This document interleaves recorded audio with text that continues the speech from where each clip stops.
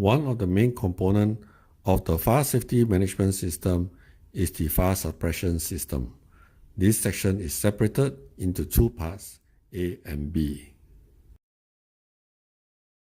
The first system that we would look at is rising mains for fighting high-rise fire.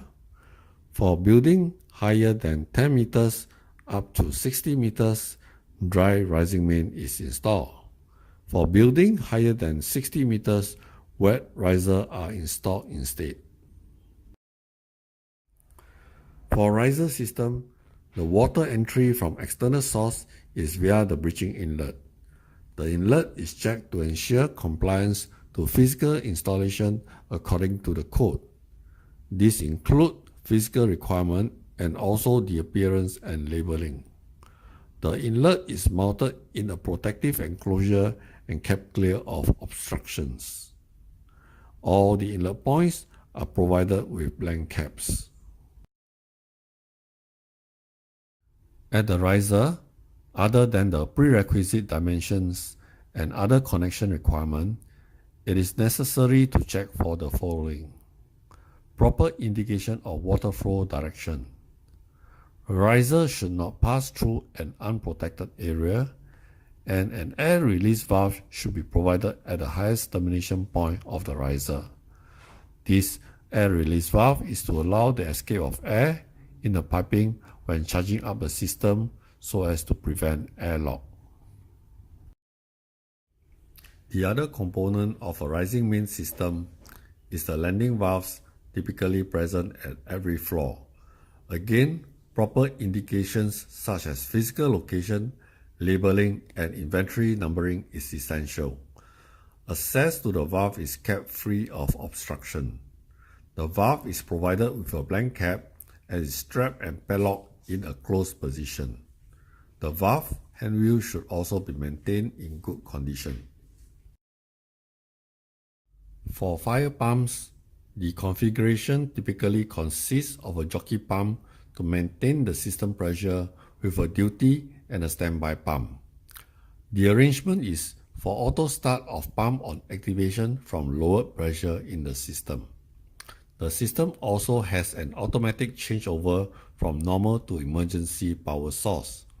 The pumps can also be operated manually. All the valves at the pumping system shall be kept strapped and padlocked in the appropriate position.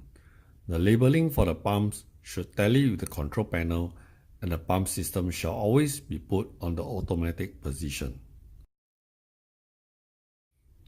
The wet riser is tested on hydrostatic pressure and also the lower running system pressure. The system should be able to meet the flow rate required of it for the different purpose group. The dry riser system is similar to the wet riser system. However, to differentiate, the breaching inlet is painted yellow instead of red. The landing valves are also painted yellow. The system is subjected to a 2 hours hydrostatic pressure test at 13.8 bar, different from the wet riser. It is also a requirement to ensure that the air release valve is functioning. For sprinkler system, the check is similar to that of the rising main system, but the breaching inlet is labeled differently. The control valves for the various risers are labeled to indicate the story that they serve. The control valves are kept in a lock enclosure with the valve strapped and padlocked in open position. Other inspection requirements are to ensure safeguard of the sprinkler head from accidental damage and activation. The head should also not be obstructed or be painted over. Double layer of sprinkler is provided for places with false ceiling greater than 800 mm in depth. One sprinkler in the enclosed space and the other on the surface. For raised floor space greater than 400 mm in depth, a layer is provided in the enclosed space. The test for the sprinkler pump is similar in nature to that of the rising main system. An additional requirement is the waterproofing test to check the flow rate and running pressure. The test circuit is typically connected back to the fire tank to conserve water.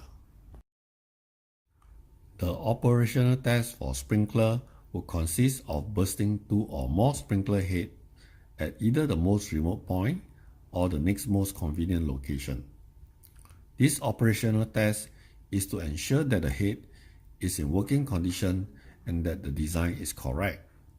This test is also to verify that the sprinkler system water gong is operating and that the sprinkler activation is also captured at the main and sub-fire alarm panel. The above test also serves to make sure that the pump is operating at the correct system pressure and that it would operate both the gong and cause a general sounding for the fire alarm system.